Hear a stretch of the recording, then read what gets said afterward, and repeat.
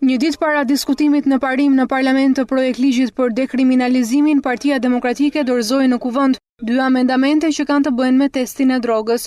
Amendamentet e opozitës të firmosura nga deputeti Oert Bylykbashi parashikojnë që nëse një kandidat për post publik do të refuzojë testin e drogës, atëherë duhet i refuzohet kandidimi. Përdorimi i substancave narkotike përbën kusht pengues për të mbajtur, për të zgjedhur apo për të emëruar në funksione publike. Në fillim të legjislaturës, çdo deputet duhet të paraqesë në kuvend një formular që përmban rezultatet laboratorike për përdorimin e substancave narkotike. Në rast të refuzimit për nënshtrimin e testit, atëherë Komisioni i Mandateve rekomandon dhe refuzimin e mandatit për atë deputet. Ndërsa në lidhje me funksionarët që janë në detyrë, thuhet se duhet të vetë deklarohen brenda 2 muajsh pas miratimit të ligjit dhe në rast se provohet përdorimi i drogës, u hiqet mandati.